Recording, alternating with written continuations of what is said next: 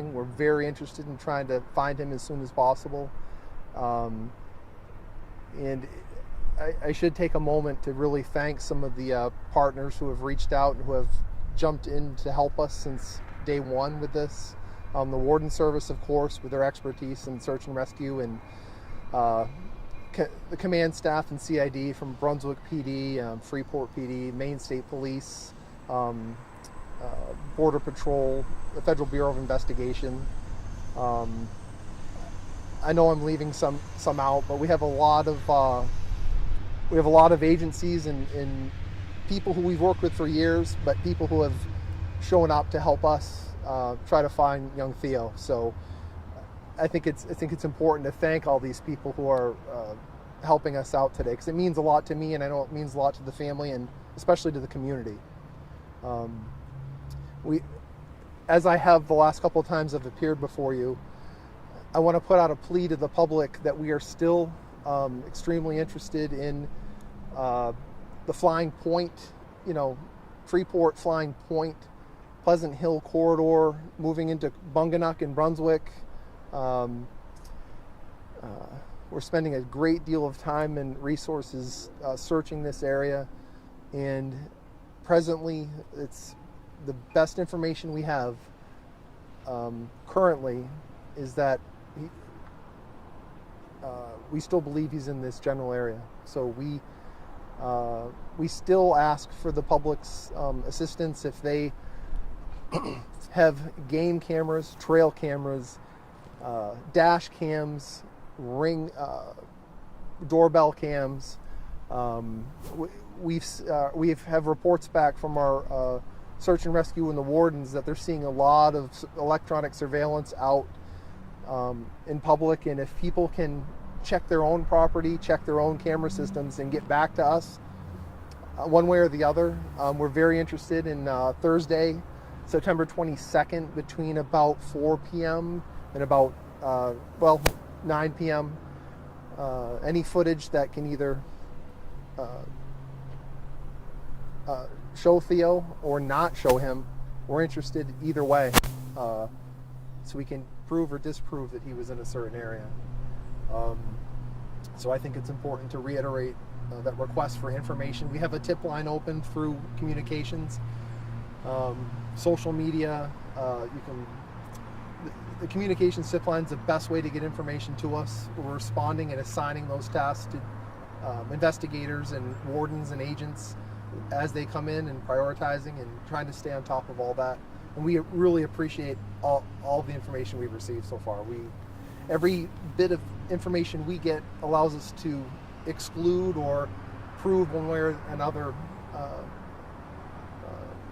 where he is not so far. So even though it sounds like it's not a good thing, it allows us to perhaps start to cancel out some areas. I'll let the lieutenant talk about some of the search and rescue aspects of this. Thank you. Yeah, thank you. All right. So from the Warden Services point of view, we're basically systematically ruling out places like we do in every search and rescue situation, using a variety of resources. We have our canine team here. We use aircraft resources as well as volunteer MESARD searchers. So we're conducting this like we do every other search. We have a systematic review of everything that we're doing, and ultimately we're hopeful that we'll come up with something soon. But like the chief said, if somebody in the public has game cameras out, and they can check those just to let us know if they've recorded anything in that general area, that would assist us. So right now we're just going to keep focusing our efforts on doing what we can, and if we have any new change in something, we'll certainly let you guys know. So.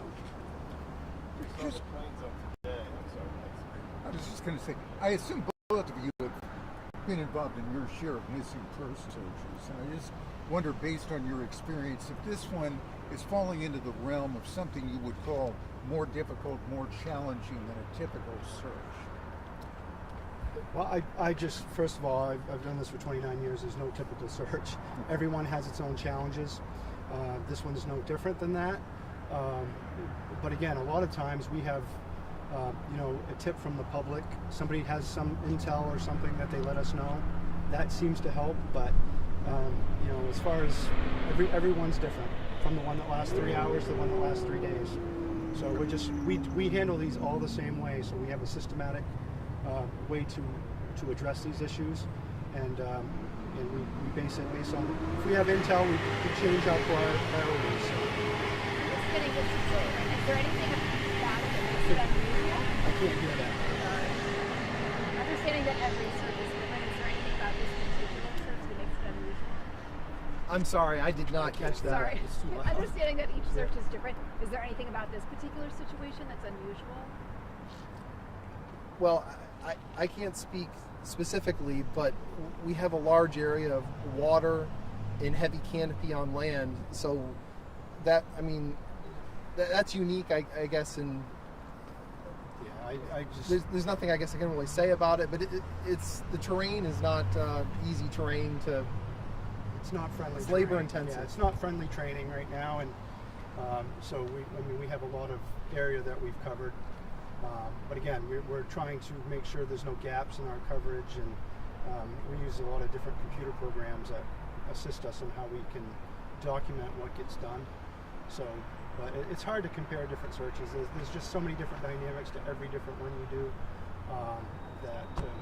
But at this point, we're just going to keep on heading forward, and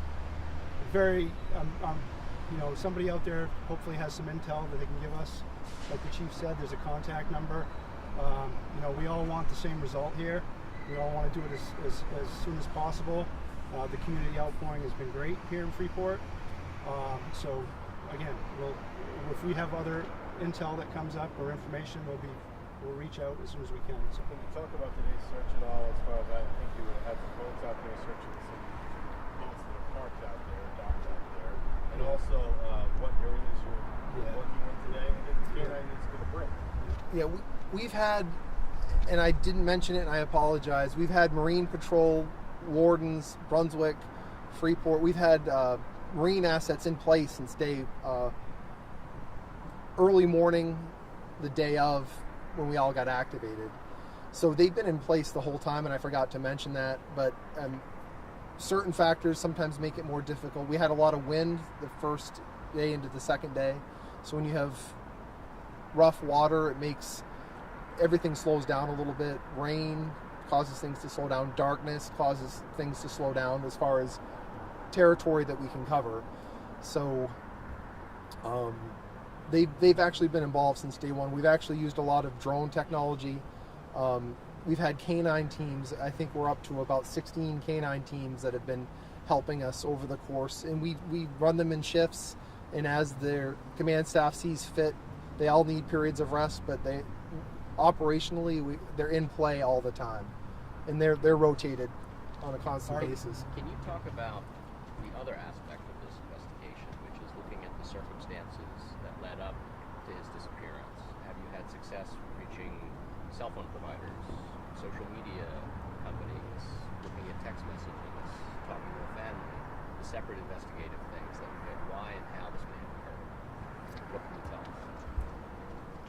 I can't speak to specifics about that side of the investigation, just because a lot of the technical side of it is a little more slow going than the actual search and rescue side of it. Have you gotten those things back yet? We are working towards we're looking at all of those, everything you just listed off. We are looking at every aspect of this, any information that will help us move closer to finding him. We're sifting through that, and we have people tasked to writing subpoenas, writing search warrants, drafting anything that we need to try to obtain information. And that aspect is a little slower than the actual search and rescue component, but we all work in conjunction together. Have you got any clarity on his state of mind on Thursday afternoon?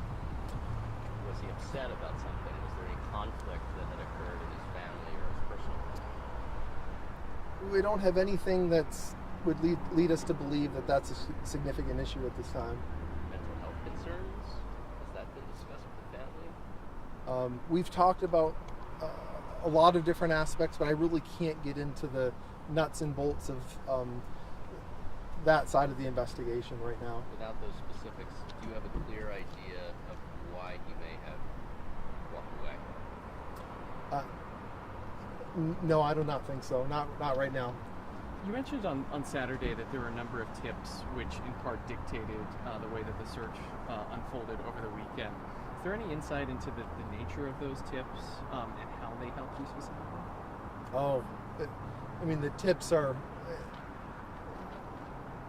That's an area that is just so nuanced, and there's so much information flowing in. It's its own science. We have a completely separate area to handle tips just because they're so all over the board. So to get into that would just be not productive. And we assign things to agents and wardens as they come in, and we check them off the list. We check everything, but we have to prioritize. So it's not fruitful to get into that realm. Can you tell us what is it specifically at this moment that leads you to believe that he's still in the area, and what, if anything, would potentially move you to expand the search area or consider other locations where he could be? We have the eyewitness testimony that we have, and from people calling in, and our wardens, agents, and officers interviewing people. We've been given no reason to move our current center of operations or the current search zone that we're in. We have no proof of evidence to show that he's moved outside of this our search area that we're in now. So until that happens, until the facts lead us to another place, we're going to stay right where we are and continue operating as quickly as we can to find him. What is that eyewitness testimony you mentioned? Sightings of people. It's a small neighborhood in Freeport, and a lot of people know each other, and the kids go to school together. And so we have people who have come forward who have seen him on the day in question. So the investigators are all working on putting that aspect of this search together, always working towards bringing Theo home. You saw that you had the roadblock out there. I talked to commuters on Friday night. Did any of them see Theo? Well, a lot of what you're asking me is generally people have seen him. I cannot tell you for certain if how many tips came from the roadblock or came from canvassing or came from the tip line. So I'm not sure how that's divided up, but where was his last general area he was seen? The corridor we've talked about, the Flying Point, Freeport, Flying Point, Munganuk, out to Pleasant Hill, between Brunswick and Freeport. That's the area of interest for us. Where people saw him? Yes.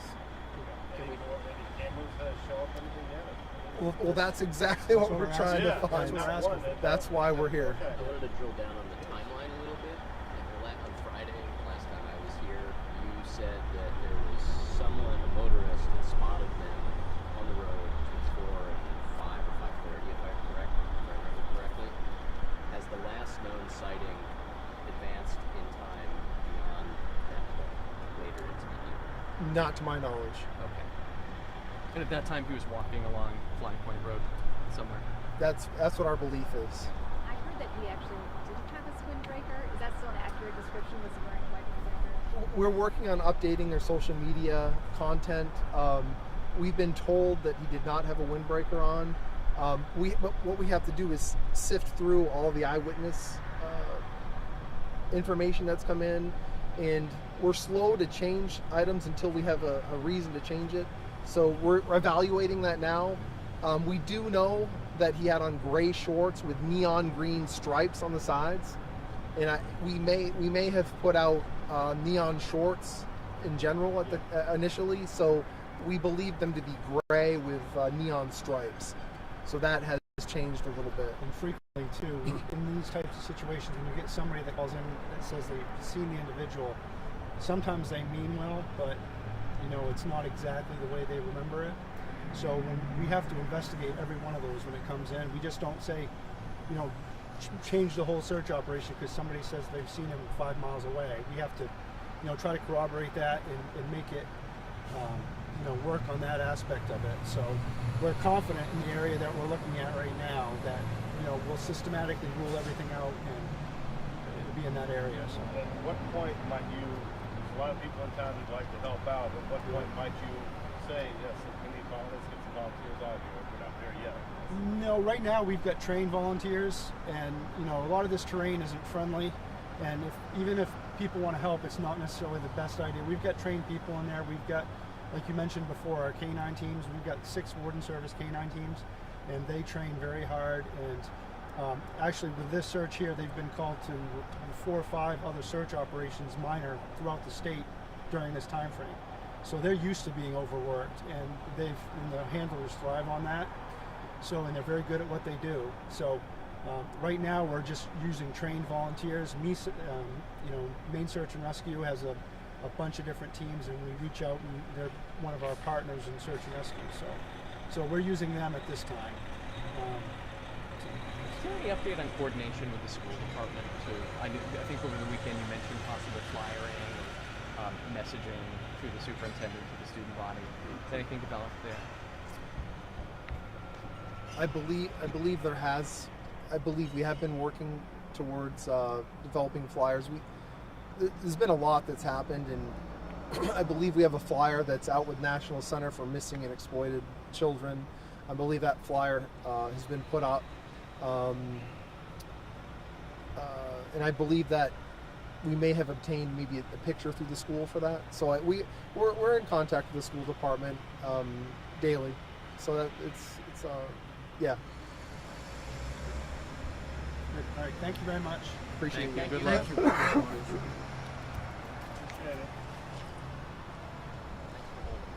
Oh, no problem. We get some more information. You guys will be the first ones to know. We'd love to give you. Yeah. Hopefully somebody has them on a game camera or something. Power down, Mike. We put this together.